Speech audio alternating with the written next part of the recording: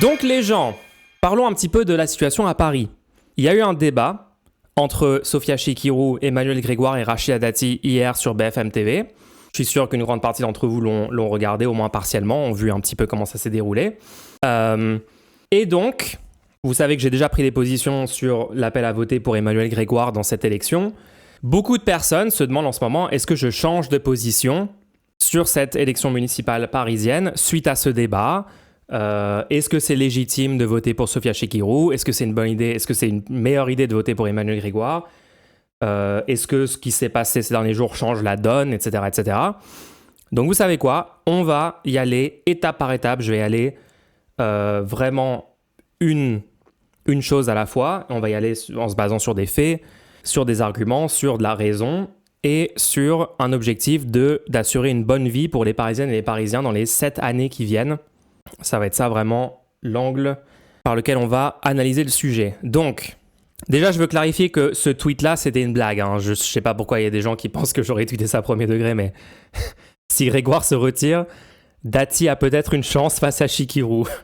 Donc, c'est un tweet de parodie des insoumis, enfin des gens qui se pensent membres de la France Insoumise. Il n'y a que 3 membres à la France Insoumise. Hein. Personne n'est insoumis à part ces 3 personnes, PTDR. Mais c'est une parodie, genre Chikirou serait à 80%. Mais je pense que ce tweet a cassé Twitter parce que le 3/4 des gens pensaient que j'étais genre pro Dati ou enfin je sais pas, c'était une blague, hein, c'était une blague, voilà.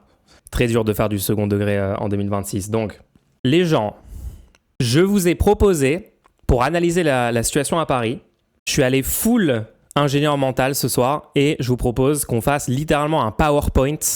Alors ça, vous vous attendiez pas, hein. J'ai littéralement fait un PowerPoint. Donc, pour qui il faut voter à Paris ?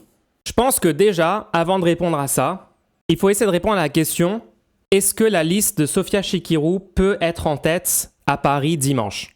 Parce que dans les gens qui appellent à voter pour Sophia Chikirou, veulent voter pour Sophia Chikirou dimanche, j'ai l'impression qu'il y a certaines personnes qui pensent que c'est possible que la liste de Chikirou puisse être en tête et un autre ensemble de gens qui pensent que c'est impossible, ou plutôt qui admettent que c'est impossible, mais qui veulent quand même aller voter pour ça.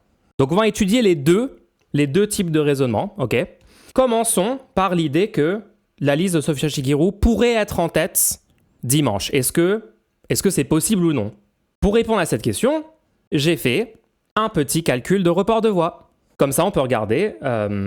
Donc moi, vous avez vu sur Twitter, il y a beaucoup de personnes qui m'ont raconté que Chikirou pouvait être en tête, hein, notamment Dofla.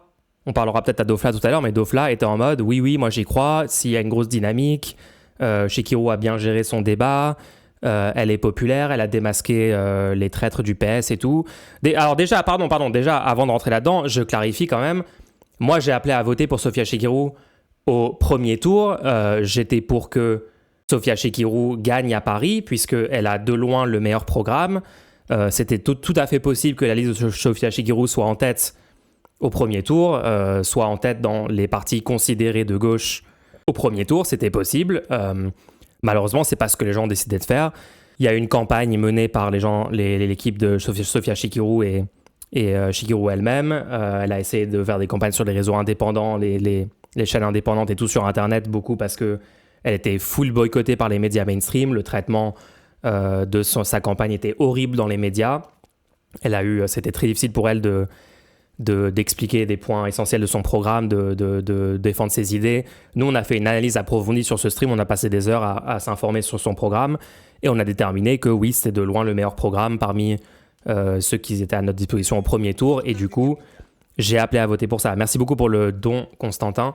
Donc je clarifie s'il y a des gens, parce que je sais qu'il y a des gens qui sont en train de dire que je suis littéralement François Hollande sur Twitter, donc je rappelle que moi, j'étais pour le programme de Sophia Chikirou au premier tour, ok ? Évidemment. Mais on ne peut pas nier la réalité de ce qui s'est passé et la réalité de la situation dans laquelle on est au jour d'aujourd'hui. C'est-à-dire qu'au premier tour, Sophia Chikirou, la liste de Sophia Chikirou a fait 11,72%. Attends, dis aussi pour l'Union. Ah oui, évidemment qu'il y a une responsabilité gigantesque dans la situation horrible dans laquelle on est aujourd'hui, qui est celle de Emmanuel Grégoire et de tout le Parti socialiste et de tous leurs alliés, ces immenses traîtres qui ont refusé de faire une alliance, évidemment, dans l'entre-deux tours. Normalement, il y aurait dû avoir une fusion. LFI a tendu la main, Chikirou a tendu la main, Grégoire a refusé ça. C'est un immense d'avoir refusé. C'est les pires personnes politiquement. Il y a même une possibilité comme quoi ils s'étaient engagés à ça pour que EELV soit membre de leur union. En tout cas, c'est ce qu'affirme Sandrine Rousseau. Donc, bien sûr, immense responsabilité sur Emmanuel Grégoire. Si jamais c'est au final Rachida Dati qui gagne dimanche et qui a une majorité absolue au conseil municipal de Paris, il y aura une immense part de responsabilité sur le Parti socialiste et tous leurs alliés, Grégoire et tous ces traîtres-là, qui finalement préfèrent Hitler que le Front populaire. Désolé, mais oui, l'expression que Sofia Chikirou a utilisée, elle est valide, même si je leur parlais du débat qu'elle a fait et les impacts. Mais oui, non, mais Grégoire, c'est une des pires personnes, évidemment. Le PS, dans son entièreté, on est d'accord là-dessus. Tout ce que je raconte là ne change pas du tout mes positions de fond sur le PS, évidemment. Donc, connaissant tout ça, je reviens sur le fait que Sofia Chikirou, la liste LFI, a fait 11,7% au premier tour. Bournazel a fait 11,3%, donc les macronistes un peu en dessous. Grégoire a fait presque 38% et Dati a fait 25,4%. Ce qui s'est passé à Paris, c'est qu'il y a eu l'union des droites. Ça veut dire que Knafo, qui a dépassé les 10%, a retiré sa liste. Bournazel, qui avait aussi dépassé les 10%, a aussi retiré sa liste, mais Bournazel en faisant une fusion avec les Républicains. Donc on a union droite, extrême droite en gros, et on a fausse gauche avec PS et leurs alliés, et on a vraie gauche avec Chikirou, d'accord ? C'est-à-dire que Knafo a été stratégique pour essayer que Paris tombe dans les mains d'un parti beaucoup plus à droite que celui qui l'a contrôlé pour les 2 derniers mandats, c'est-à-dire pendant 12 ans, sous Anne Hidalgo, ok ? Sarah Knafo a été extrêmement stratégique, Bournazel aussi. Leur but, c'est que le Parti socialiste perde face à la droite et qu'il y ait un shift vers la droite des gens qui sont dans le contrôle de Paris, des gens qui, du coup, ont un parrainage à la présidentielle, ont des votes pour les sénatoriales et tout. Enfin, c'est une strate. L'extrême droite a été méga stratégique, en tout cas, dans son retrait. Les fascistes sont stratégiques. D'accord ? Donc, maintenant, essayons de répondre à la question, est-ce que la liste de Sofia Chikirou peut être en tête dimanche ? Donc, je vais Stillman directement les arguments des gens qui pensent que c'est possible. Déjà, ton premier argument est faux. Vous inquiétez pas, on fera une phase débat et on pourra faire 5 heures de débat après. Vous pouvez tous monter en vocal, je vous mettrai le lien Discord. On fera radio libre, débat sur la situation. Laissez-moi d'abord dérouler l'argumentaire et après vous pourrez répondre. Écoutez en entier ce que je dis et après vous pourrez réfléchir et on pourra débattre ensemble, ok ? Donc je disais, j'ai complètement Stillman. Stillman, ça veut dire prendre la version la plus solide de l'argument de votre opposant pour attaquer celle-là. Et donc, si vous arrivez à débunker cette version-là de l'argument, toutes les versions plus faibles de l'argument tombent à l'eau également, ok ? Donc ce que j'ai fait, c'est que j'ai pris le scénario le plus favorable imaginable à une victoire de Chikirou, ok ? Donc j'ai pris un report des abstentionnistes. J'ai pris en compte les abstentionnistes. Hein. Vous allez dire, ouais, mais elle peut être en tête parce qu'il y a plein d'abstentionnistes qui pourraient se mobiliser. Ok, très bien. Faisons l'hypothèse. Donc il y a 1 400 000 inscrits environ. Il y a eu 815 000 votants au premier tour. Donc il reste 590 000 personnes qui sont abstenues, ont voté blanc ou ont voté nul au T1. J'ai pris une hypothèse, j'ai dit que parmi tous les abstentionnistes, 20% allaient voter pour Chikirou et 0% allaient voter pour aucun autre candidat. Ça veut dire qu'il y a 80% qui restent dans l'abstention et il y en a littéralement, genre Chikirou, Chikirou, LFI et tout, sur le terrain à Paris, mènent une campagne pour mobiliser les abstentionnistes sur une liste de gauche de rupture dans leur intérêt. C'est vrai que la liste est dans leur intérêt, c'est vrai que le programme est dans leur intérêt, il est convaincant, c'est un super programme. Donc ils arrivent à mobiliser littéralement 20% des abstentionnistes du premier tour, spécifiquement sur leur liste. Ensuite, bon évidemment, il n'y a pas de report des électeurs Dati, eux ils vont revoter Dati, il n'y a pas de report des électeurs Bournazel pour Chikirou, ni de Knafo, ni du RN. Quels sont les autres reports que j'ai mis sur Chikirou ? J'ai mis que dans les gens qui ont voté Emmanuel Grégoire au premier tour, Chikirou a tellement défoncé Grégoire dans le débat d'hier que 40% d'entre eux vont voter pour Sofia Chikirou au second tour. Est-ce que vous imaginez le niveau de Stillman sur lequel je suis ? Ces gens sont allés voter Grégoire au premier tour parce qu'ils préfèrent Grégoire que Chikirou. Mais dans l'entre-deux tours, 40% d'entre eux changent d'avis pour voter pour Chikirou, alors que Grégoire est présent au second tour et a des chances décentes de gagner. Donc là, on est dans un métavers. Genre là, déjà, on est hors réalité, mais je vous dis que c'est un Stillman à un niveau de Stillman inimaginable, ok? Donc 40% des électeurs Grégoire vont voter Chikirou, et donc Grégoire perd 40% de ses votes du premier tour qui vont à Chikirou à la place. 100% des gens qui votent Chikirou au premier tour votent Chikirou au second. Pareil, ça c'est très très favorable à Chikirou. Ensuite, j'ai pris 100% de reports des NPA vers Chikirou, 100% des reports LO vers Chikirou et 100% des reports PT vers Chikirou. Donc, scénario full Stillman. Qu'est-ce qui se passe, les gens? Dati a la liste en tête au second tour avec 39,5%. Et Chikirou a seulement 37,5%. Et donc, la liste de Rachida Dati a une majorité absolue au conseil municipal. Et ça, c'est des hypothèses de...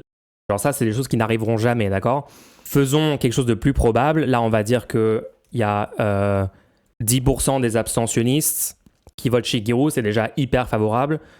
Et il y a, 5% qui vont voter pour Grégoire parce qu'ils se disent non, on veut pas de Dati parce qu'elle va tout privatiser, elle va pourrir notre ville et tout. Donc je vais faire ça. Je vais aussi dire que là, le report des gens qui ont voté Grégoire, c'est... non, il y a peut-être 20% qui se reportent sur Chikirou. En fait, je vois même pas pourquoi il y aurait 20% qui se reporteraient sur Chikirou. Ça n'a aucun sens, d'accord? Personne ne dit que Chikirou va gagner. Si, Dofla l'a affirmé. Ainsi que des milliers d'autres personnes. Je viens d'avoir un débat dans un space Twitter où il y a des gens qui me l'ont affirmé. Donc les gens, désolé, mais si vous pensez que c'est faux, qu'il y a des personnes qui pensent que Chikirou peut être en tête, c'est vous qui êtes d'élus. Donc voilà, là j'ai fait un truc un peu plus, déjà favorable à Chikirou, mais réaliste. Où là, au second tour, Dati à 41, Grégoire à 34 et Chikirou à 25,4. Moi, je pense que ça, c'est le maximum que Sofia Chikirou va pouvoir faire dans le second tour. Ok. Alors là, j'entends déjà des gens dire en fait, Badmuche, là, t'es en train de faire du dooming. C'est bizarre parce que t'as fait toute une vidéo contre le dooming, t'es anti-doom et tout. Qu'est-ce qui se passe? Pourquoi tu dis Chikirou peut pas gagner? En fait, là, c'est pas une question de faire du dooming. En fait, c'est comme si vous me disiez que à l'élection présidentielle 2022, parce que je pense que le NPA ne peut pas être au second tour, je suis un doomer, tu vois. C'est vraiment... On a ce niveau-là d'élu. Dans aucun monde, en fait, Sofia Chikirou a la liste en tête au second tour. Désolé. Ou alors, si vous m'affirmez que c'est possible, vous me faites un scénario de report de voix. J'ai demandé en boucle aux personnes qui ne sont pas d'accord avec moi sur l'impossibilité de Chikirou d'être en tête de littéralement me faire un scénario de report de voix. Dofla. Désolé, Dofla, hein, ça tombe sur toi, mais c'est parce que c'est toi qui défends, là, en l'occurrence, la position... qui est, désolé, qui est juste pas possible, en fait. Hein. Dofla, on a connu des remontadas dans le foot, mais en politique, si Chikirou fait un score de malade dimanche, ça restera dans les mémoires de la République. Je lui ai dit, mais Dofla, tu ne penses pas premier degré que Chikirou peut être la liste en tête dimanche, vu la configuration, rassure-moi. J'y crois. Il y aura d'autres prises de parole d'ici vendredi minuit. Montre-moi un graphique de report de voix où la liste Chikirou est en tête dimanche alors. Je te rappelle les scores du premier tour. Vous pensez que... Et c'est pas juste Dofla, et vous pensez que les dizaines de personnes à qui j'ai demandé de faire un graphique de report de voix, vous pensez que j'ai eu une réponse? Il n'y a pas une personne qui a osé tenter de me faire un graphique de report de voix pour m'expliquer quel est le scénario dont ils parlent quand ils disent Chikirou est en tête, en fait. Parce que si jamais tu commences à le faire, tu te rends compte de la folie pure de ce que tu es en train d'avancer. Je suis désolé, hein. Chelou ces gens. Non, c'est pas chelou les gens. C'est Dofla a 2500 likes sur Twitter. Et moi, quand je dis non, je pense que c'est pas possible, j'ai 34 likes. Donc la position, en fait, est super populaire. La position de penser que la liste Chikirou peut être en tête, elle est extrêmement populaire parmi la sphère des gens dans les trucs insoumis, ok, dans les sphères insoumises. Bref, donc ça, c'est la première phase de la démonstration. Donc, est-ce que la liste de Chikirou peut être en tête? Non, du coup, on va se mettre d'accord sur ça dans un premier temps. Et si jamais il y a des gens qui veulent encore essayer d'argumenter sur le fait que c'est possible, bah vous viendrez en vocal après, d'accord? Donc pour l'instant, on va rayer cette branche-là du débat. J'y croirais si Dofla et les autres faisaient du porte-à-porte du matin au soir jusqu'à vendredi soir. Non mais vous comprenez pas que même s'il y a 100 000 militants LFI qui vont faire du porte-à-porte d'ici dimanche, il n'y a aucun monde dans lequel la liste Sofia Chikirou est devant. Genre, je suis désolé. Maintenant, on va regarder le thread de Trucmuche. Puisque du coup, si vous admettez que Chikirou ne peut pas gagner, vous admettez donc que la liste qui va diriger Paris pour les 7 prochaines années, prendre toutes les décisions sur le budget, comment allouer le budget, est-ce qu'il faut faire de l'austérité, est-ce qu'il faut faire une politique écologiste, est-ce qu'il faut Mettre plus de policiers, armer la police, faire d'une police plus violente. Est-ce que ça sera de la corruption avec des partenariats publics-privés foireux et corrompus, etc. Vous admettez que ça sera soit la liste de Rachida Dati, soit la liste menée par Emmanuel Grégoire, d'accord? Donc ça, déjà, on est sûr là-dessus, si vous admettez. Donc, depuis hier soir, j'entends partout la même chose. Dati, 25%, plus Bournazel, 11%, plus Knafo, 10%, ça fait 47%, c'est plié. J'ai passé la soirée à modéliser ce second tour et cette addition est fausse. L'erreur de raisonnement est instructive. Elle suppose que les 92 000 électeurs de Bournazel et les 85 000 de Knafo vont intégralement devenir des voix Dati dimanche. Quiconque a étudié les matrices de transferts électoraux sait que la conversion est toujours partielle et souvent bien plus partielle qu'on le croit. Avant le modèle rappel institutionnel, la réforme PLM de 2025 a créé un double bulletin, un pour un arrondissement, un pour le Conseil de Paris, avec prime de 25% au premier du central. Le maire se joue au vote central, la carte locale ne suffit pas. Au premier tour central, Grégoire fait 300 000 voix, Dati 207 000, Chekirou 95 000. L'avance de Grégoire sur Dati est de 102 000 voix. C'est le point de départ de tout ce qui suit. C'est lui qui avait amélioré ton tableau des présidentielles, ouais. Donc, ce 38% de vote pour Grégoire a été sous-estimé par tous les instituts de sondage. Il a été obtenu avec une coalition PS, PCF, écologiste soudée avant le vote, sans aucun effet de vote utile. Ce score est un plancher solide parce qu'il reflète une coalition déjà acceptée par ses propres électeurs. Mais ça, même si vous êtes en désaccord avec ça, ça change pas le raisonnement en fait. En face, Dati doit assembler après coup ce que Grégoire avait assemblé avant. Fusion avec Bournazel, ralliement sans fusion de Knafo, récupération de Mariani. Mariani, c'est la liste RN. Le réservoir théorique atteint 190 000 voix. La seule question qui compte, quel pourcentage se convertit réellement? Commençons par Bournazel, le bloc le plus important. Un électeur qui a voté Bournazel au premier tour a déjà révélé quelque chose. Il connaissait Dati, il connaissait le clivage principal, il connaissait la possibilité d'alternance, et il a quand même préféré autre chose. Au premier tour, cet électeur a dit qu'il préférait Bournazel à Dati. Toute la question du second tour se joue là. Qu'est-ce qui, en 5 jours, peut suffire à renverser une préférence déjà révélée contre Dati? Et pourquoi la réponse est en partie seulement? Bon, là on va skip un peu dans son raisonnement, mais en gros il dit que... Bon, il a fait des hypothèses et tout, et il a dit qu'au final, il y a environ... Le transfert global Bournazel vers Dati est d'environ 64%. Ok, j'ai skip, il a fait des raisonnements, mais bon, c'est une hypothèse, ok, pourquoi pas. Un Bournazeliste sur 6 va chez Grégoire, 1 sur 5 s'abstient. La fusion formelle entre les deux listes ne vaut pas conversion intégrale.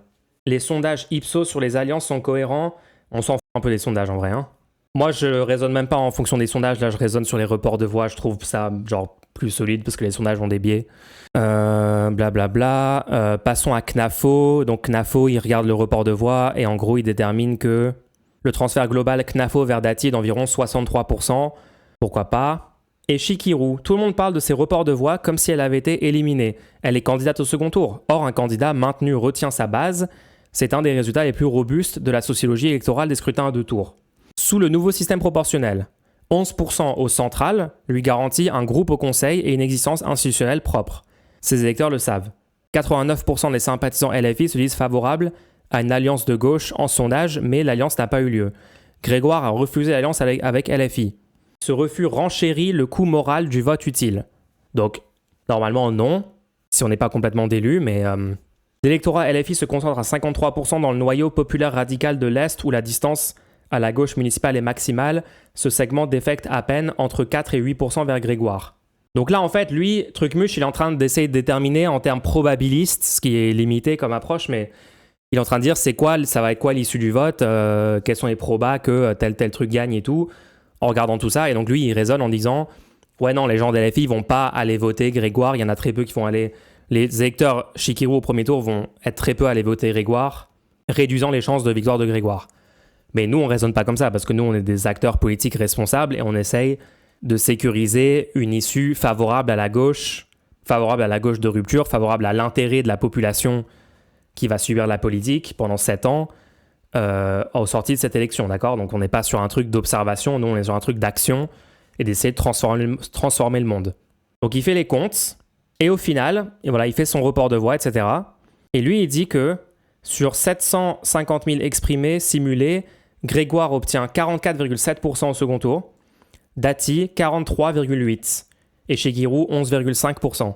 Donc lui, il a fait des stats, des simulations, je sais pas quoi, et il a fait plein d'hypothèses pour le faire. Et il dit qu'en gros, Grégoire devancerait de très très très très peu Rachida Dati. Ensuite, il dit, et ce résultat est robuste, déplacer un secteur frontière d'un groupe à l'autre change l'estimateur global de moins de 0,3 points. J'estime la probabilité de Grégoire à 63% et celle de Dati à 37%. Donc Grégoire est un favori très léger qui peut basculer avec quelques points de transfert supplémentaires dans un arrondissement de l'Ouest. En l'état des données, le modèle penche vers Grégoire mais sans plus. Donc bref, c'est une façon très compliquée et approfondie de dire que les gens, c'est très incertain le second tour entre Dati et Grégoire. Ça veut dire que Grégoire peut absolument perdre et du coup donner une majorité absolue à Dati au conseil municipal de Paris. Et vu, alors le scénario, le Chikirou, voilà, moi, mes scénarios délirants là, de Stillman, où Chikirou faisait 25% et tout, vous voyez que... Enfin bref, ça va pas être 25%, ça va même pas être 15% à mon avis, mais on verra. Mais en gros, oui, en gros, BPT, ce que ça nous montre tout ça, c'est que la victoire de Rachida Dati n'est pas du tout une donnée, c'est pas du tout un truc où on sait déjà que Dati a gagné, on sait déjà que la majorité absolue à Paris est acquise à la droite extrême, LR, LREM, les fascistes qui se désisent pour eux. Tout ça n'est pas du tout écrit dans le marbre, en fait. Il y a encore des chances de faire gagner Emmanuel Grégoire.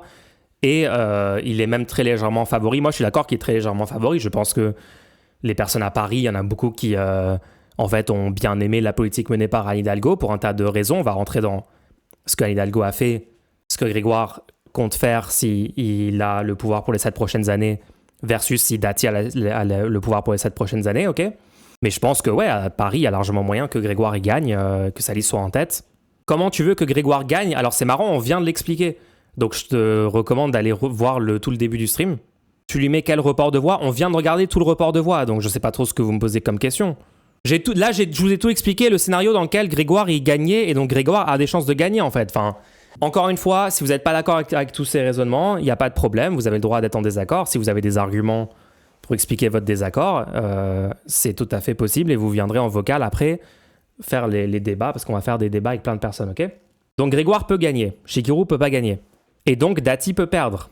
Dati peut encore perdre, ce qui est extrêmement, extrêmement souhaitable, comme on va le voir dans la deuxième partie de ce PowerPoint. Donc on a soit la liste Grégoire qui contrôle tout, soit la liste Dati qui contrôle tout. Alors, il y a des gens qui m'ont dit « Ouais, mais est-ce que c'est sûr que les deux auraient une majorité absolue ?» En fait, oui, parce que on parle de listes qui vont faire plus que 33%. Je vous refais le truc, hein. Là, vous avez tous les sièges du conseil municipal, c'est la grande barre noire en haut, d'accord ? 25% des sièges sont donnés aux gagnants. Et donc, pour avoir une majorité absolue, il faut 33% minimum comme score au second tour pour avoir plus d'un tiers des sièges restants. Comme ça, vous dépassez 50%. Ok, est-ce que tout le monde suit ? Salut Dofla, t'es là. Bon, on fera un vocal après, t'inquiète. Là, je continue de finir. Je vais jusqu'au bout de ma démonstration. 21h, c'est parfait pour moi, ouais. Let's go. Donc, du coup, il faut 33%. Et là, on parle bien d'hypothèses où Grégoire et Dati dépassent les 33%. Enfin, là, en plus, on parle de mon scénario délirant où Chikirou ferait 25%. On va reprendre le scénario Trucmuche, qui est beaucoup plus réaliste. Parce qu'en plus, Trucmuche, il fait un truc où il observe les tendances, il observe ce qui peut se passer. Et moi, je suis en train de dire... ouais, LFI fait une campagne massive, recrute plein d'abstentionnistes, fait changer d'avis plein d'électeurs Grégoire du premier tour. Et moi, je fais toutes les hypothèses que vous voulez vous dire, oui, en fait, LFI va pouvoir mobiliser plein de gens. Je prends en compte tout ça, hein, les gens. Je suis en train de le prendre en compte, parce qu'il y a plein de gens qui vont être de mauvaise foi, qui vont dire que je fais du dooming, alors que pas du tout. Je mets Sofia Chikirou à 25% au second tour. Et même si Chikirou est aussi haute que ça, vous voyez que Grégoire et Dati sont tous les deux au-dessus de 33%. Et donc, on parle bien du scénario où la liste en tête va avoir plus que 33% et donc aura une majorité absolue dans tous les cas. C'est ça la configuration. C'est ça la configuration dont on parle. Ok ? Comprenez bien tout ça. Maintenant, quel est le pire entre Emmanuel Grégoire et Rachida Dati ? Apparemment, il faut répondre à cette question parce que j'ai un tas de gens qui sont sur mes côtes qui me disent « Mais Mulch, c'est la même chose en fait. Tout ça, c'est l'UMPS. Entre Rachida Dati et sa liste et le PS, Grégoire, Hidalgo et tout ça c'est des centristes mous, ils font la même politique, c'est tous des macronistes et tout. Donc malheureusement, il va falloir réexpliquer qui sont les personnes présentes sur ces deux listes, quel est leur passé politique, quelles politiques ils sont susceptibles de mener pendant 7 ans où ils vont être au pouvoir à Paris. Est-ce qu'il y a une différence significative pour la vie des gens? Est-ce que ça va tuer plus de gens, détruire la vie de plus de gens, de mettre la première liste ou la seconde? Il faut qu'on refasse toute la démonstration, donc on va la faire les gens, tout simplement. Donc déjà, pour voir ce qu'ils vont faire, le PS, ELV, le PCF, la liste menée par Grégoire, ça peut être intéressant de parler de ce qui a été fait pendant les 12 dernières années à Paris, puisque ces gens sont les personnes qui ont contrôlé Paris pour les 12 dernières années. C'est littéralement le statu quo à Paris. C'est l'option « rien ne change » en fait, Emmanuel Grégoire. C'est vraiment l'option « rien ne change ». Donc qu'est-ce qui s'est passé depuis 12 ans à Paris, très rapidement? Donc la dette de la ville passe de 3,4 à 7,7 milliards d'euros entre 2014 et 2021. Pour remettre des comptes à l'équilibre, Anne Hidalgo relève la surtaxe d'habitation sur les résidences secondaires et les autres biens meublés non loués. En novembre 2022, revenant sur sa promesse de ne pas augmenter les impôts locaux, Hidalgo propose de faire passer le taux de la taxe foncière de 13,5 à 20,5 pour 2023. En 2023, le taux de la taxe d'habitation sur les résidences secondaires augmente de 52%. La taxe imposée, donc plus de taxes pour les résidences secondaires. Donc les gens qui ont les moyens d'avoir une résidence secondaire sont surtaxés. Donc on surtaxe les personnes les plus aisées, quoi. Selon une enquête d'Assaut environnemental, Paris est la ville française la plus engagée contre la pollution de l'air liée au transport entre 2014 et 2019, classée en bonne voie. Anne Hidalgo a fait du développement du transport à vélo un axe fort de sa politique de transport, avec notamment la création de 1400 km de pistes cyclables, dans l'intention de provoquer une augmentation de 5 à 15% des déplacements domicile-travail à vélo. J'avais noté vite fait, on a fait des recherches tout à l'heure, et Emmanuel Grégoire lui-même, il s'est opposé aux panneaux publicitaires dans la ville pour le livre Transmania de l'autre transphobe là. Bref, on va pas rentrer dans trop de détails sur le programme de Grégoire parce que franchement, c'est très ennuyeux, c'est très statu quo, c'est très PS, macroniste, on change pas grand-chose. Globalement, moi je veux quand même dire que la politique menée à Paris par Anne Hidalgo depuis 2 mandats est plutôt bonne. À un moment, il faut être honnête. Par rapport à toutes les critiques qui ont été faites sur la politique d'Anne Hidalgo, par rapport à ce que c'était avant la politique à Paris, sur la pollution, sur masse de sujets. Je dis pas que tout était bien dans la politique d'Anne Hidalgo, mais globalement, c'est très loin d'être une catastrophe. Et je rappelle que l'immense majorité des critiques faites à la politique d'Anne Hidalgo, c'est la droite et l'extrême droite qui se plaint qu'ils ne peuvent pas circuler en SUV, en voiture ou je sais pas quoi, que c'est des bobos gauchias qui font une politique écolo et c'est pas bien. Enfin, je veux dire, globalement, l'immense majorité des critiques que tu trouves sur la politique d'Anne Hidalgo, c'est des critiques qui viennent de sa droite. Par contre, il y a des critiques qui viennent de la gauche, évidemment. Il y a plein de choses qui sont insuffisantes. Sur la politique de logement, sur la politique culturelle, sur la politique... il y a 1000 trucs qui peuvent être critiqués, qui peuvent être améliorés. Moi, j'ai fait une étude des programmes dans le premier tour, et bien sûr, le programme Sofia Chikirou était bien meilleur que celui d'Emmanuel Grégoire. Et de cette coalition-là, ça allait plus loin sur un tas de sujets, c'était mieux. Donc oui, ça peut être massivement amélioré, ok? Mais c'est le statu quo. Oui, par exemple, les bancs anti-SDF, le mobilier anti-SDF dans Paris sous Anne Hidalgo s'est développé. Ça, c'est une honte, enfin, c'est une catastrophe. Il y a les gens, je me plains de ça depuis 4 ans, donc on est d'accord là-dessus. Les projets de bétonisation massive, c'est Hidalgo. Ouais, il y a des trucs négatifs là-dessus. Bien sûr, les loyers ont explosé sous Hidalgo. La spéculation immobilière a été laissée librement se développer. Ça, c'est horrible et ça, c'est la droite. C'est un programme de droite là-dessus. Oui, sur l'accueil des migrants, il y a eu des choses horribles qui ont été faites par la mairie tenue par Hidalgo. Je me souviens quand il y avait des personnes qui devaient avoir un logement là, qu'il y avait un collectif qui essayait de pousser pour que la municipalité les loge et ça n'a pas été fait. Enfin, bien sûr, les gens, évidemment. C'est pour ça que je vous dis que c'est moins pire que si c'était LR ou le FN qui gérait la ville, mais ça peut être largement mieux. Donc si vous me répétez en boucle les choses que je sais déjà dans le chat, c'est déjà pris en compte par la phrase que je viens de dire en fait. Ça a été pris en compte déjà dans ce que je suis en train de dire. Écoutez ce que je dis. La gaieté lyrique, voilà. La gaieté lyrique, le non-relogement des migrants qui ont ensuite occupé la gaieté lyrique et tout, est une honte absolue et Hidalgo est catastrophique là-dessus et toute sa municipalité est catastrophique là-dessus, évidemment. Une chose peut être nulle et une chose peut être bien pire. Comme à chaque fois, je dois le réexpliquer. Passons maintenant à Rachida Dati et sa liste. Ils sont mieux ou ils sont moins bien? Je me demande vraiment. Donc je rappelle que Dati est la ministre de la Justice sous Sarkozy. Donc droite extrême, Sarkozy. Elle est responsable notamment de la loi sur la récidive en 2007, instauration des peines minimales en cas de récidive, les peines planchers, ça c'est Dati. Elle convoquait des procureurs qui mettaient pas assez des peines planchers selon les magistrats. Donc pro-flic, pro-prison, pour enfermer plus de jeunes, pour augmenter le niveau de racisme systémique et d'oppression systémique que les personnes non blanches subissent en France. Rachida Dati était opposée au mariage pour tous. Elle s'est abstenue sur l'interdiction des thérapies de conversion. Donc elle a des positions d'extrême droite sur un tas de sujets. Opposée à la PMA pour toutes. Ça, c'est juste les positions politiques historiques de Rachida Dati. Là, je parle pas de son programme noir sur blanc, parce qu'avant de regarder ce qu'un politicien vous promet dans son programme pour être élu, il faut se rendre compte de qui est la personne déjà, qu'est-ce qu'elle a à son actif comme position et comme politique menée, parce que cette personne est dans nos institutions depuis littéralement des décennies, donc on sait très bien ce que ça donne en fait, on sait très bien qui est cette personne, il n'y a pas de doute, il n'y a pas de oh mais dans son programme elle a promis de végétaliser, de faire une politique écologiste, donc c'est sûr qu'elle va le faire, pas vrai Mulch? Bah non en fait, arrêtez de nous prendre pour des cons, c'est pas comme ça que marche la politique, il y a des degrés de confiance qu'on peut faire aux hommes et aux femmes politiques et en fonction de leurs actes passés, d'accord? C'est comme ça qu'on juge le fait de voter pour des gens ou non. Arrêtez d'être complètement d'élus.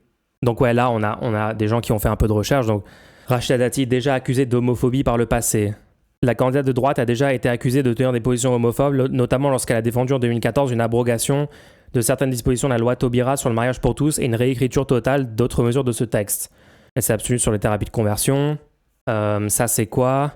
Municipal à Paris, Max Gazzini, colistier de Rachida Dati, accusé de propos racistes sur Twitter.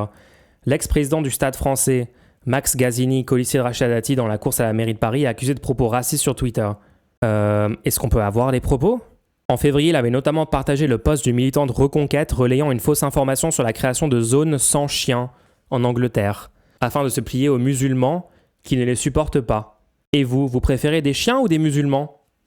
Voilà le type de personnes qui sont sur la liste que vous voulez laisser passer au pouvoir. Hein.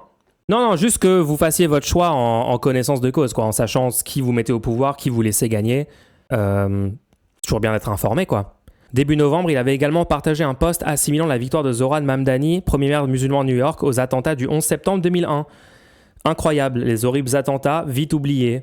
Peu à peu, ils prennent le contrôle. Voilà le type de personne. Atteinte à la probité et proximité avec l'extrême droite, les CV gênants des colistiers de Rachida Dati à Paris. La candidate a misé sur le maire LR du 6e arrondissement de Paris, Jean-Pierre Lecoq, 10e sur la liste, qui a pourtant été épinglé. Ah oui, le mec d'avant, il est haut sur la liste, hein, donc c'est pas des gens qui sont tout en bas de la liste qui ont peu de chances d'être au conseil municipal, c'est des gens qui seront au conseil municipal. Jean-Pierre Lecoq, qui a pourtant été épinglé pour ses frais de représentation par Libération. L'édile se faisait rembourser des achats qui n'avaient rien à voir avec son mandat d'élu local. Des dépenses sur ses lieux de vacances à la Baule ou au Pouliguen, des maillots de bain, des chaussures pour sa femme, des vêtements dans des boutiques de luxe à Londres ou à New York.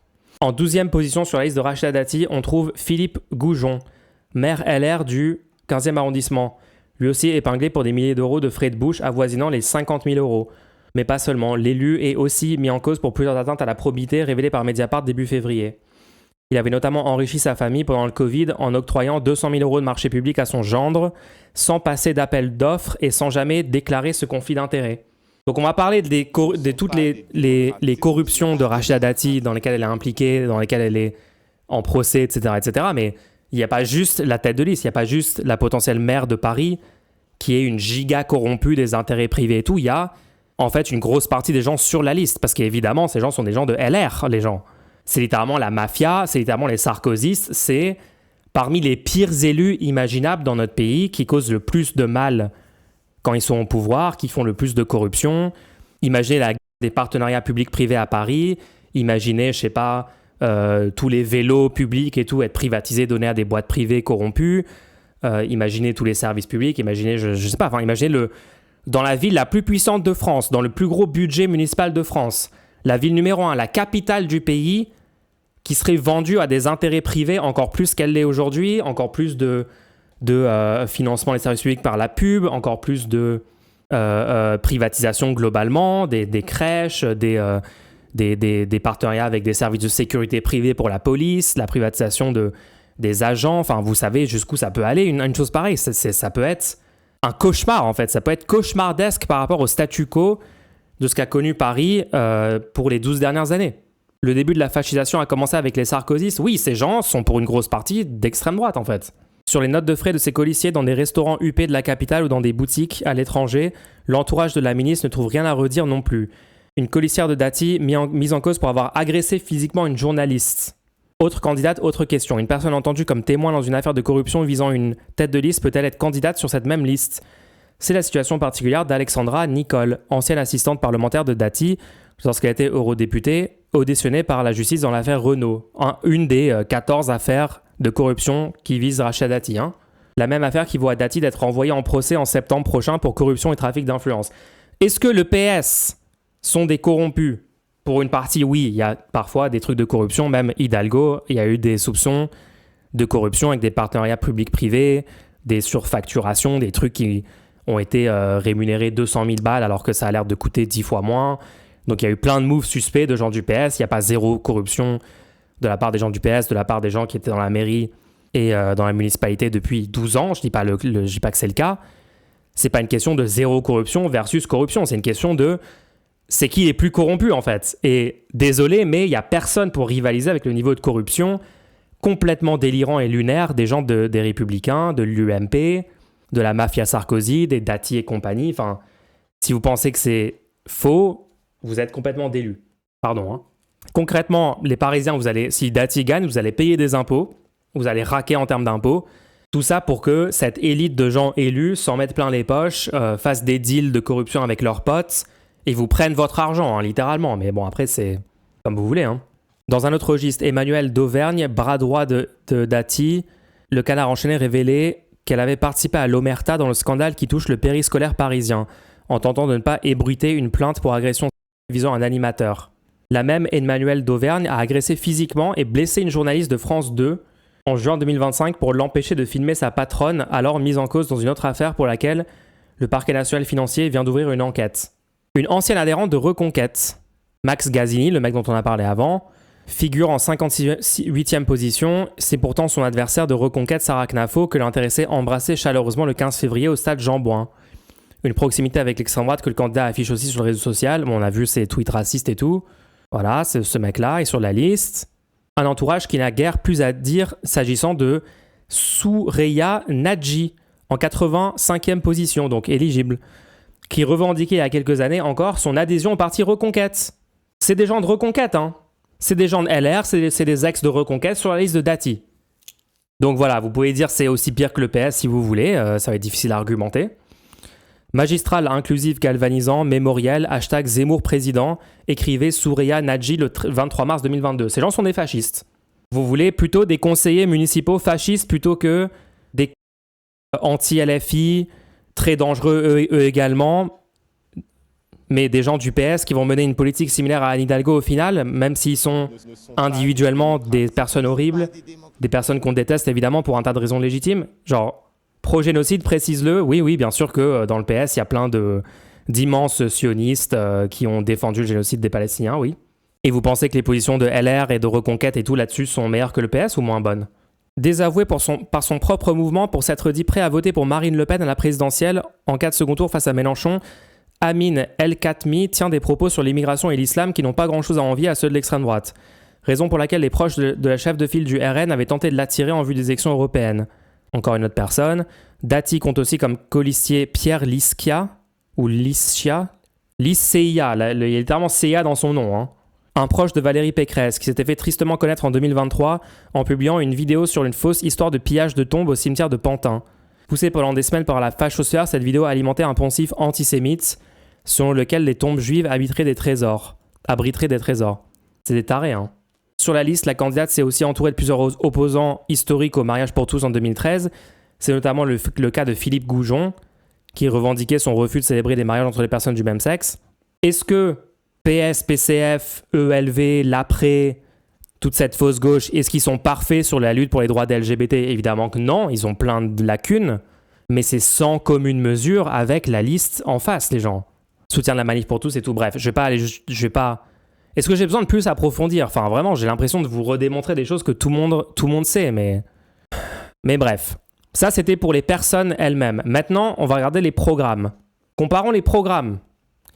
On parle de quelle liste aura le full contrôle, majorité absolue, souvenez-vous, majorité absolue du conseil municipal de Paris pendant 7 ans. C'est pas 6 ans, c'est 7 ans parce que la prochaine municipale, si c'est 6 ans, ça tombe en même temps que la prochaine présidentielle.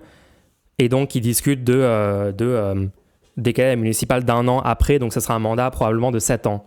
Conséquences. Donc, quelles sont les conséquences de laisser Dati et sa liste avoir la majorité absolue pendant 7 ans? Donc, ils ont annoncé une baisse du budget de 3% par an pendant tout le mandat. Ça fait environ 300 millions de baisse de budget par an.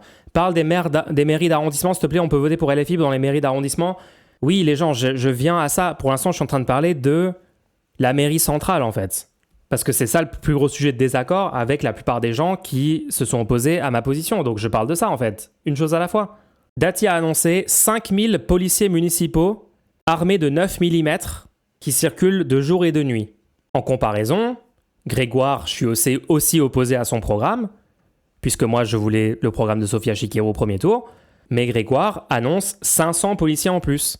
Donc, c'est beaucoup moins pire, évidemment, qu'investir à fond dans augmenter les effectifs de police n'est pas une façon efficace de lutter contre l'insécurité, ce qui est l'argument à chaque fois de la droite. Donc, les deux ont des mauvaises positions, ok? Mais il y en a un qui est bien pire que l'autre. Pareil, Grégoire veut pas armer la police municipale de 9 mm, je pense. Moi, si je me trompe là-dessus, mais en tout cas, c'est pas du tout une revendication portée autant que Dati, d'accord? Dati veut mettre des antennes de police dans les parcs. Élargissement des compétences de la police municipale, contrôle d'identité, accès aux fichiers nationaux. Donc, c'est politique répressive, politique de violence policière assumée, de répression, d'accord? Donner des AK-47 aux policiers, voilà. Élargissement des compétences aussi dans les... Donc, Dati parle de zone de non-droit à Paris, PTDR. Enfin, n'importe où en France, c'est PTDR. Mais... Donc, il y a des zones de non-droit, selon Dati. Dans les zones de non-droit, équipes de sécurité rattachées aux bailleurs sociaux. Aucune idée de ce que ça veut dire, mais c'est une catastrophe. Doublement du nombre de caméras de surveillance à Paris pour atteindre 8000 caméras de surveillance. Vous savez, les caméras qui coûtent genre 30 000 € chaque caméra... qui coûte genre 30 000 € par seconde à être opéré. On ne se comprend pas pourquoi, parce qu'en fait, c'est délégué à des boîtes privées qui vendent ça méga cher, qui se font un énorme profit sur un truc complètement inefficace et une arnaque intégrale. Grégoire est mauvais sur le sujet, parce qu'il veut 1000 caméras de surveillance en plus. Ça, c'est mauvais aussi. Mais entre 1000 caméras en plus, donc un gaspillage de budget de 1000 caméras et un gaspillage de budget de 4000 nouvelles caméras, il y en a un qui est moins pire que l'autre. Dati veut aussi centraliser le poste de contrôle de ces caméras de sécurité. Ça, c'est très inquiétant. Donc, ça serait genre, elle veut qu'il y ait un point de contrôle central où toutes les données sont remontées. Donc, c'est même pas genre des caméras de surveillance qui enregistrent et qui peuvent être consultées a posteriori dans les enquêtes de police pour mener une enquête, pour trouver la personne responsable. C'est carrément, il y a une personne, genre, il y a un setup Matrix avec 8000 caméras sur 50 énormes écrans devant la... Je sais pas trop comment ça marche, mais bref. C'est vraiment la surveillance de masse, c'est l'état policier, l'état de surveillance à 3000%, c'est ça la liste de Dati. Et je rappelle, ces gens sont littéralement des fachos, sont littéralement anti-LGBT. C'est des personnes très dangereuses qui auront le plein contrôle de la mairie pendant 7 ans, qui auront le plein contrôle sur la police municipale, sur le recrutement dans la police, qui peuvent recruter leurs potes fachos dans la police s'ils veulent. Ah oui, Dati veut que 100% des rues de Paris soient couvertes par la vidéoprotection, pour qu'il n'y ait aucun angle mort de la sécurité à Paris. Propos direct, citation directe de Rachida Dati. Complètement lunaire.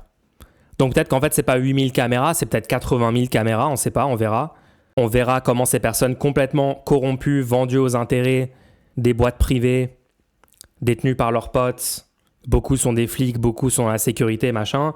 On verra comment votre argent de vos impôts sera dépensé pendant ces 7 années où vous allez vous farcir cette municipalité. On verra. Privatisation de la collecte des ordures à Paris. C'est sûr que quand ton but, c'est de baisser le budget, de baisser la taxe foncière de 62%, d'accord? Donc, taxe foncière payée par les propriétaires immobiliers. Donc, les gens qui possèdent des logements à Paris, c'est-à-dire les gens les plus aisés, vont avoir une énorme baisse d'impôts, de leurs impôts locaux. Donc, politique pro-bourgeoisie explicitement, pro-rentier de l'immobilier, notamment, puisque ceux qui possèdent le plus de logements sont des gens multipropriétaires rentiers de l'immobilier, la classe capitaliste en fait. Donc eux, ils ont une massive baisse d'impôts qui du coup derrière justifier une politique d'austérité à Paris, baisse des budgets pour les services publics, baisse des budgets pour la culture, baisse des budgets pour les transports, pour les pistes cyclables, pour tout ce qui améliore votre vie dans la ville en fait. Tout ça, c'est des trucs qui ne sont pas présents dans le programme de Grégoire, hein, je rappelle. Ensuite, privatisation des collectes d'ordures. J'assouplirai le plafond d'encadrement des loyers. Donc vos loyers à Paris vont augmenter si Dati gagne, puisqu'elle va assouplir le plafond. Donc on fait moins d'encadrement des loyers, les loyers vont probablement augmenter beaucoup plus vite sous les 7 prochaines années de Dati au pouvoir que si c'est le statu quo PS et tout. Sous le PS, ça a augmenté, mais là, on veut assouplir davantage les règles sur l'augmentation des loyers. Donc on veut permettre aux propriétaires d'augmenter le loyer plus vite que sous la dernière mandature. Donc oui, avant, c'était de la merde, mais ça peut être bien pire. Mulch, est-ce que c'est possible d'avoir accès à ce document? Oui, il est sur mon stream. Vous avez accès à mon stream actuellement. Envoyez cette vidéo qui sera publiée sur ma chaîne YouTube. Vous la faites tourner si vous voulez convaincre des gens. C'est comme vous voulez, vous pouvez le faire. Nous, on a fait le travail, on a fait le comparatif, on a fait des heures et des heures de recherche pour vous présenter cette vidéo. Après, vous pouvez la partager. J'engagerai une discussion avec l'État pour faire de Paris un territoire d'expérimentation pour abaisser le seuil de détaxe de 100 à 50 euros pour les achats réalisés dans les commerces et artisans parisiens. Mais ça, c'est pour la TVA, pour les touristes, je crois. Tu te bases sur quoi pour dire que les loyers vont augmenter plus vite? Mais t'es quoi? Je viens de lire. Dans son programme, il y a l'assouplissement des plafonds d'encadrement des loyers dans plusieurs cas de figure. Si l'augmentation des loyers, par exemple, est plafonnée à 3% par an, les propriétaires de logements peuvent augmenter vos loyers d'année en année. Déjà, ça, c'est de la merde qu'ils peuvent le faire. Mais ils peuvent le faire dans une limite fixée par la loi. Ça s'appelle l'encadrement des loyers. Si jamais tu dis maintenant, c'est pas 3%, mais c'est 4%, 5%, c'est-à-dire assouplir le plafond, et ben maintenant, ton loyer augmente plus vite. Est-ce que tu comprends? Voilà, enfin bref. Je sais pas combien d'arguments supplémentaires il vous faut.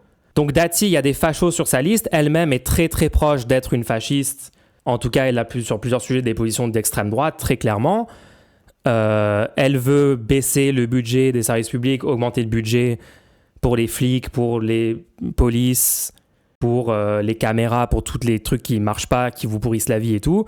Elle veut augmenter vos loyers. Vos propriétaires vont pouvoir augmenter vos loyers à Paris, ça va être super. Et toutes ces personnes sont des personnes giga corrompues d'extrême droite, anti-droits des LGBT, anti-féministes, réactionnaires. Plein de personnes sont des ex-reconquêtes ou des soutiens de reconquête ou des soutiens de d'autres partis d'extrême droite dans la liste. Voilà qui sont ces gens. Donc j'en viens à ma conclusion. Conclusion de tout le PowerPoint. En fait, si vous êtes favorable aux intérêts du peuple parisien, vous avez le devoir d'aller voter pour Emmanuel Grégoire dimanche. Désolé. Moi aussi, je voulais que Sophia Chikirou soit maire de Paris. J'ai appelé à voter pour elle au premier tour. C'est une impossibilité pour dimanche. Il n'y a aucun scénario où c'est possible. Et donc, désolé, mais là, vous devez aller voter pour Grégoire. Vous devez le faire.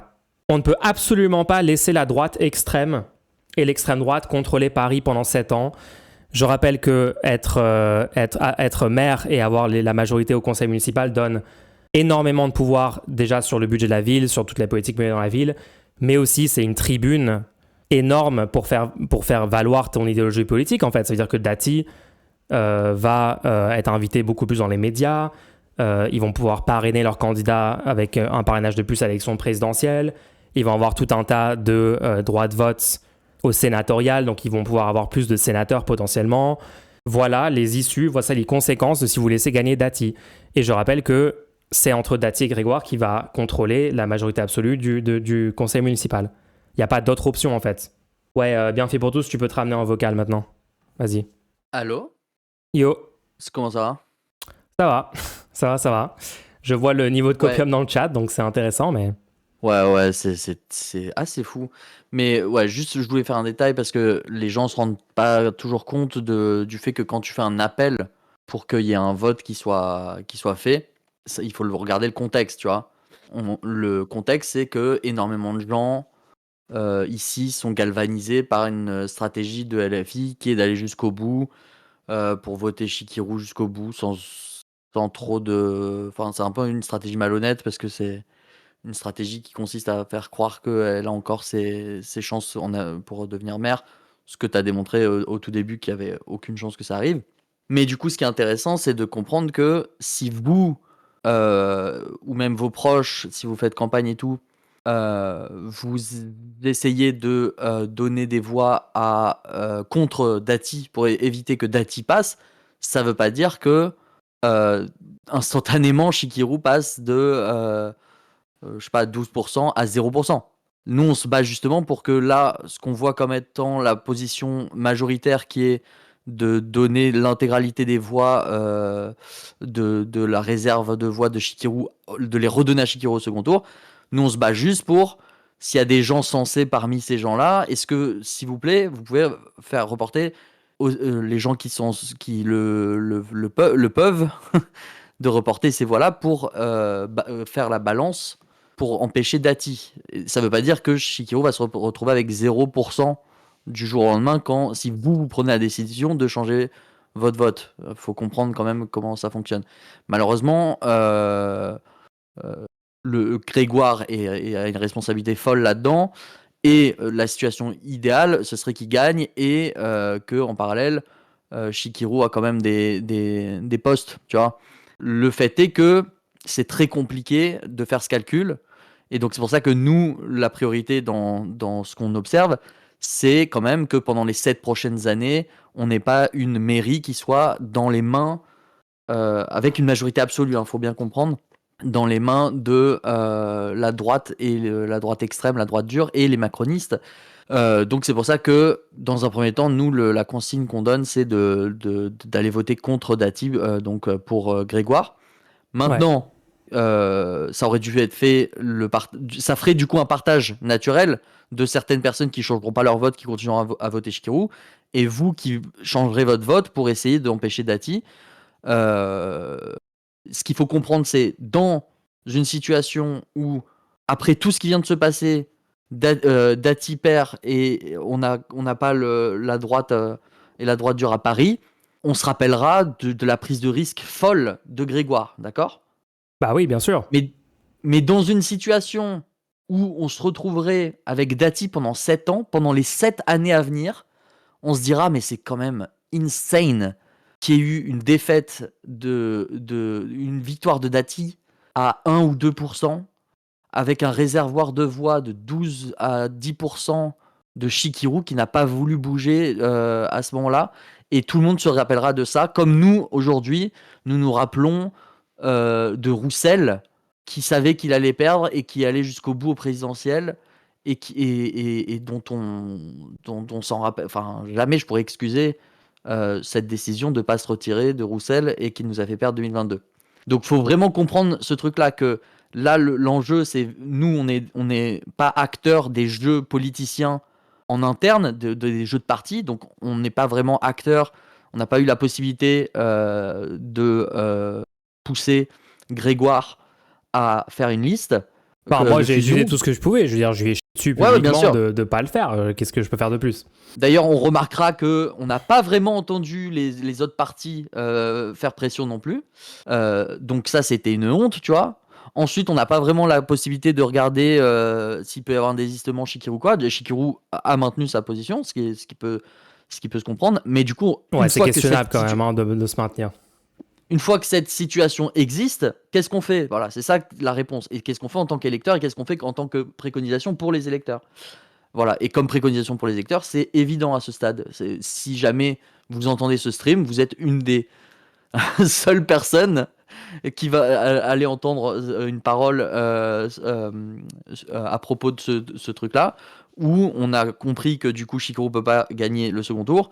On a compris qu'il y a un vrai risque avec la victoire d'Ati, et du coup la question c'est au niveau de la victoire de Dati ou de Grégoire. Et ce qu'il faut comprendre, c'est qu'il n'y a pas une énorme différence sur le nombre de postes de Shikiru entre un report ou non de, des voix vers Grégoire. Qu'est-ce que je veux dire par là? C'est que pour faire gagner Grégoire, il y a besoin une partie des reports de voix, mais il n'y a pas d'effet de seuil pour le nombre de candidats qui sera élu pour Shikiru. Il n'y a pas d'effet de seuil puisqu'elle n'est pas dans une liste qui peut gagner. Donc il n'y a pas un effet de seuil où, genre, si jamais c'est Dati qui gagne, elle aurait plus de sièges, ou si c'est Grégoire qui gagne, il aurait plus de sièges. En fait, elle passerait peut-être de 15 à 12 sièges, quelque chose comme ça, tu vois. Mais Ouais. de l'autre côté, tu aurais des PCF, des ELV et des PS qui, eux, gagneraient par défaut 25% des sièges au lieu de ne pas les avoir. Bah oui, Et la dans cette... répartition sera globalement meilleure en moyenne, c'est ça que vous comprenez pas. Et surtout, en fait, le gros problème, c'est la prime à la majorité. S'il n'y avait pas cette prime à la majorité, Ouais, ouais, mais notre position changerait complètement. juste, il faut comprendre que dans cette situation-là, il y a des textes qui pourront être votés, des textes de gauche qui pourront être votés, en fait, qui pourront être débattus, qui pourront gagner. Puisqu'il y aura des débats dans lesquels il y aura PCF, ELV, LFI et PS, et eux auront une absolue majorité. Si c'est Dati qui gagne, il n'y aura jamais ce cas de figure. Les débats à Paris seront toujours entre macronistes et extrême droite et droite. Jamais il y aura de débat de gauche dans. Enfin bref. Voilà, donc ça c'était un truc intéressant.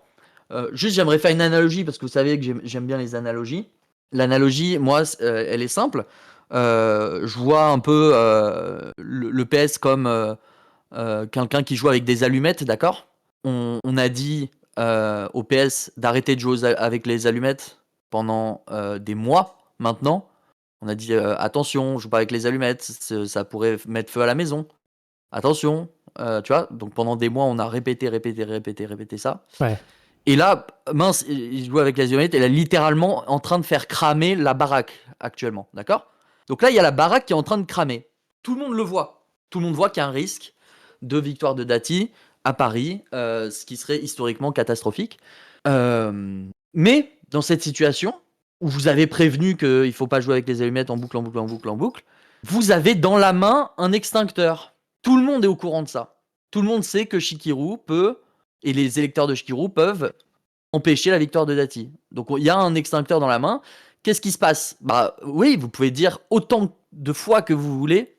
On leur avait prévenu que les allumettes c'était dangereux. On leur avait dit de pas jouer avec les allumettes. Et là ils sont en train de faire cramer la maison. Vous pouvez le dire autant de fois que vous voulez. Vous pouvez dire autant de fois que vous voulez. C'est de leur faute. Ils ont fait cramer la maison. C'est de leur faute. C'est leur faute. C'est leur faute. Vous restez la personne avec un extincteur qui laisse la maison cramer autour de vous. Le feu se répandre. L'extincteur dans la main en mode bah quand même c'est eux qui avaient l'allumette hein, à l'origine hein. Bah Voilà. ouais. C'est pas entendable pour tous les gens qui vont vous écouter et le fait est que vous pourriez juste éteindre le feu. Alors après vous me direz on en a marre d'éteindre les feux, peut-être faudrait arrêter de qu'il y ait des feux en fait. C'est bon, c'est au moins le 48e feu qu'on va éteindre. Et je comprends complètement cette colère et du coup c'est pour ça qu'il faut faire une campagne avant pour ne pas donner des allumettes à des pyromanes. Bah ouais. Et cette campagne, c'est une campagne culturelle, c'est une campagne de fond. Et cette campagne, on avance petit à petit. LFI a fait des scores incroyables dans ses municipales. Et LFI va avancer, n'a pas arrêté d'avoir des meilleurs scores d'élection en élection. Mais pourquoi LFI a ces scores-là? Parce que jusqu'à maintenant, LFI, ça a été ce parti sûr qui éteignait tous les feux dès qu'il y en avait un.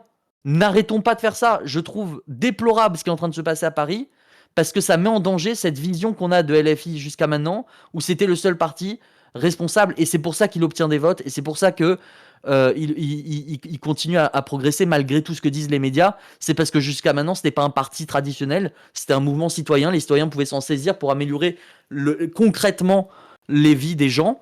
Et là, c'est la première fois que je vois une telle attitude politicienne, politique traditionnelle chez LFI, avec ce maintien de candidature qui est en désaccord avec le concept de concrètement améliorer la vie des gens, actuellement là. Ouais. Donc, essayons d'observer plutôt tous les autres endroits où LFI a fait justement le bon choix. À Marseille, par exemple, de Logus est retiré. Et dans plein d'autres. Enfin, il y a eu la main tendue dans toutes les municipalités où ils étaient en tête vers les autres listes de gauche, et des mains qui ont été souvent prises et qui vont permettre de remporter plein de mairies. Donc c'est incroyable, ce truc de Paris est un phénomène qui est anormal. Hein. C'est justement, c'est pour ça que c'est un peu choquant de voir les réactions des gens, parce on n'a jamais été dans un phénomène comme ça qui challenge vraiment le campisme des insoumis. Mais il faut être capable de rester fidèle fidèle au concept, en fait, de voter pour le moins pire pour garantir les meilleures conditions pour les citoyens, pour le peuple. Et parce qu'en fait, ce que vous comprenez pas aussi, c'est qu'il y a un gros enjeu pour 2027.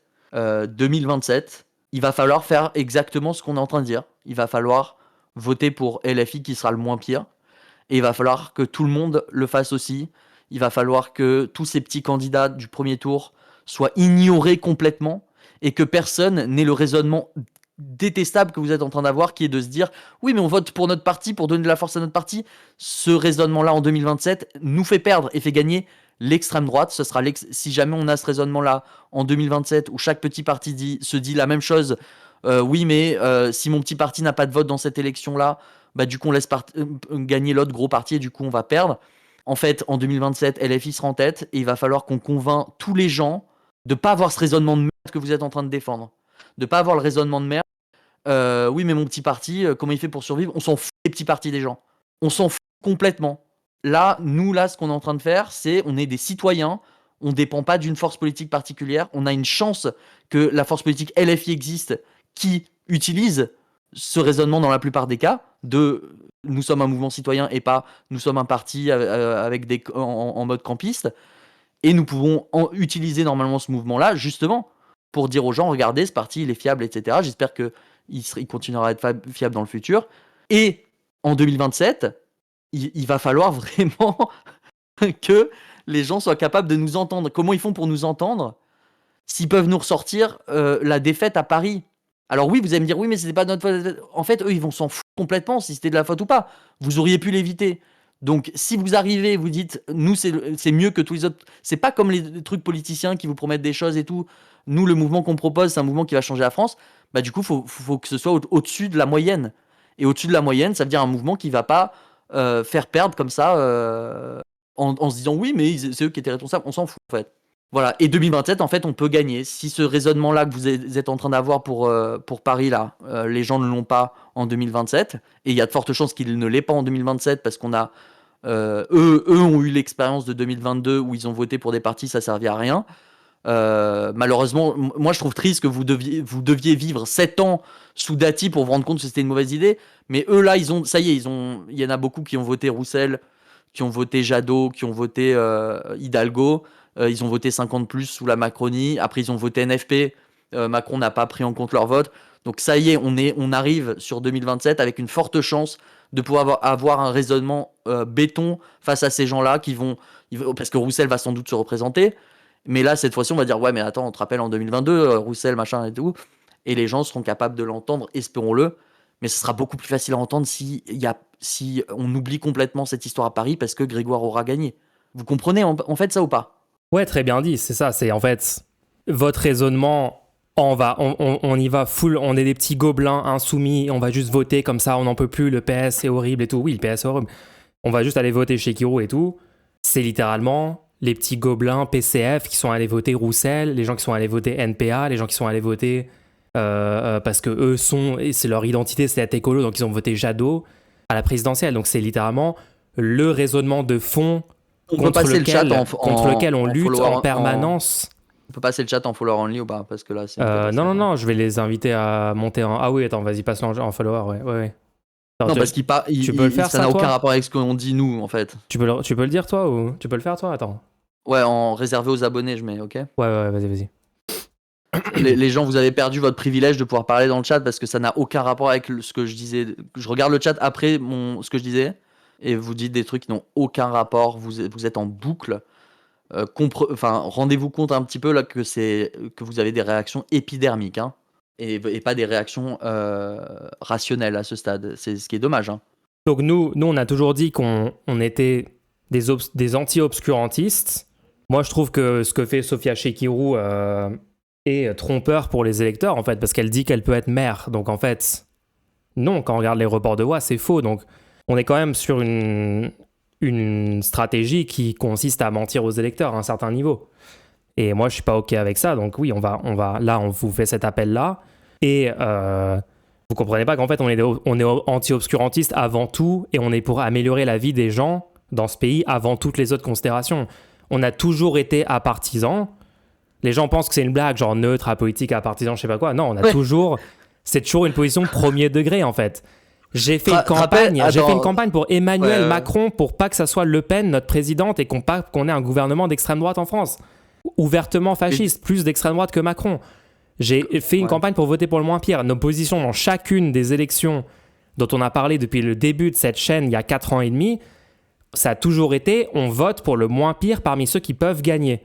On vote pour le moins pire parmi ceux qui peuvent gagner. Donc, au présidentiel 2022, qui pouvait gagner, c'était soit Le Pen, soit Macron, soit Mélenchon. Le moins pire, c'est Mélenchon, on a appelé à voter Mélenchon. Aux législatives, c'était soit le NFP, soit le RN, soit macronisme, on a appelé à voter NFP partout. Aux européennes, le moins pire qui pouvait gagner, c'était LFI, on a appelé à voter LFI. Là, à Paris, vu que Chikirou ne peut littéralement pas être en tête, on a démontré ça au début du stream. Au premier tour, t'as voté appelé Chikirou. Au premier tour, le moins pire, c'était Chikirou.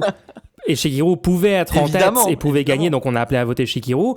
Au second tour, parmi ceux qui peuvent gagner, c'est-à-dire Rachida Dati ou Emmanuel Grégoire, le moins pire, c'est Emmanuel Grégoire, qu'on appelle à voter Emmanuel Grégoire. C'est la même position depuis 4 ans et demi sur toutes les élections. Et il y a des gens qui, aujourd'hui, il y a des gens qui nous ont suivis en 2022, ils ont dit, OK, on est d'accord, même on est d'accord pour ton appel à voter Macron au second tour, basé, fallait éviter le fascisme en France et tout. Ou le moins pire des deux fascismes, si vous considérez que Macron est fasciste, au moins admettez que Le Pen, ce serait pire. Ensuite, aux législatives, pareil, vous nous avez suivis, aux européennes, vous avez suivi. Aux municipales, dans toutes les autres villes, vous êtes d'accord avec ce qu'on dit. Même LFI sont d'accord avec ce qu'on dit à Marseille, puisque Delogu retire sa liste. À Paris, on vous donne la même position, et là, vous êtes surpris, vous avez du copium, vous êtes dans vos trucs de petits gobelins LFI. Non, nous, on va voter pour notre parti. En fait, c'est vrai, ce que tu dis, c'est qu'on est exactement sur le problème qu'on a décrit dans l'épisode 5 de la série documentaire sur l'identité et les étiquettes. Ça veut dire qu'on a alerté sur le risque de créer une identité, une étiquette insoumis, et que les gens se reconnaissent comme des insoumis, c'est leur identité, donc ils votent pour ça parce que c'est leur identité. On a dit, si ça commence à exister, c'est un problème parce qu'il y aura forcément des contextes politiques dans le futur où le meilleur choix ne sera pas de voter pour LFI. Et en fait, pour le moment, il y a eu des choix comme ça, où par exemple en 2022, au second tour, il n'y avait pas LFI, et donc le meilleur choix, c'était de voter Macron. Par contre, il n'y avait pas une présence d'LFI. Il n'y avait pas une présence d'LFI.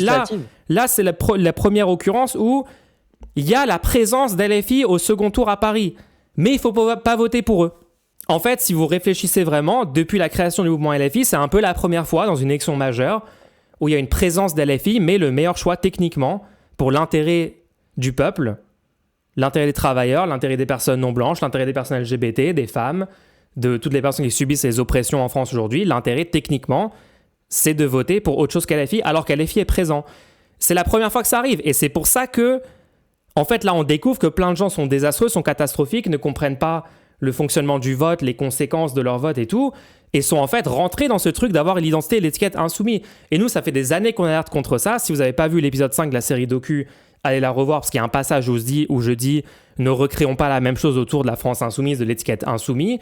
Soyons des conséquentialistes solides sur tous les sujets jusqu'au bout, et ne tombons pas dans une défense bête et méchante partisane sur aucun sujet. Et malheureusement, on constate que plein de gens n'ont pas eu le mémo. Et en fait, malheureusement, il y a eu ce truc-là qui s'est créé. Enfin, pas chez tout le monde, parce que ici, on continue d'être conséquentialiste et un tas de personnes sont d'accord avec notre position, même si c'est compliqué. Mais bon, maintenant, on va entamer la phase débat. Donc voilà, maintenant les gens, si vous n'êtes pas d'accord avec tout ce qu'on vient de dire depuis 1h30, vous pouvez monter en vocal, faire des débats. Je pense que d'abord, on va recevoir Dofla pour faire un débat là-dessus. Dofla n'est pas du tout d'accord avec ce qu'on a dit, donc ça va être intéressant. Mais voilà, malheureusement, Grégoire doit gagner cette élection. On doit empêcher Dati.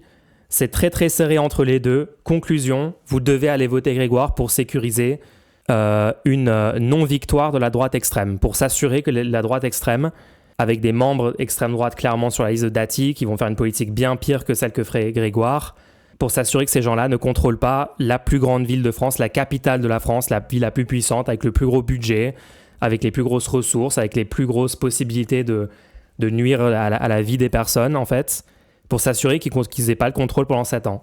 C'est tout, c'est simple, vous allez voter, ça prend 2 secondes, vous empêchez ça. Et après, vous continuez, parce qu'après, il y a toutes les autres échéances, il y a nuances. 2027 et Ouais, attends, la gauche de attends, rupture reste va 2 secondes l'emporter sur la- dans les années d'après. Le fait que Reste sur la mairie. le PS remporte Paris ne fait pas diminuer les chances de victoire de la gauche de rupture en 2027. Reste sur la mairie 2 secondes. Sur la mairie, les gens, vous pouvez, si vraiment ça vous met mal à l'aise, en fait, dans tous les cas, vous pouvez mettre un bulletin pour la mairie locale pour la France Insoumise. Dans tous les cas de figure, vous pouvez faire ça, puisque la prime qui est donnée, elle est calculée à partir du score sur la globale. Donc sur la globale, il faut donner une majorité, il faut donner la victoire, faut empêcher la victoire de Dati sur la globale, et c'est ça qui va donner la prime majoritaire de 25% à la liste de Grégoire plutôt que la liste de Dati. Mais sur la locale, vous pouvez aller voter pour les élus municipaux LFI. Donc en plus, il y a un de vos 2 bulletins qui sera LFI. C'est ça qui est fou. Ouais. Attends, j'ai débattu avec plusieurs personnes sur Twitter. Leur take, c'est ok, Dati c'est pire, mais c'est une meilleure strate de voter LFI pour la lutte. Or, en réalité, laisser la mairie à Dati en dehors des 7 années de galère pour les Parisiens, c'est surtout un chiffre de la fenêtre d'Overton à droite. Les gens ne se rendent pas compte que laisser des grandes villes à la droite normalise cela. Les droitards vont se dire, bon bah finalement l'alliance à droite c'est pas si mal, à Paris ça a fonctionné. Sans Bah, en compter tout cas, le Sénat, sans compter le rayonnement culturel de la capitale de la France, sans compter tous les projets financés qui seront de l'argent qui va s'écouler du coup plutôt dans les projets culturels de la droite au lieu de s'écouler dans les projets culturels de la gauche, sans compter les sujets de société qui vont être traités dans les conseils de municipaux sur Paris qui seront uniquement des sujets de droite pendant 7 ans.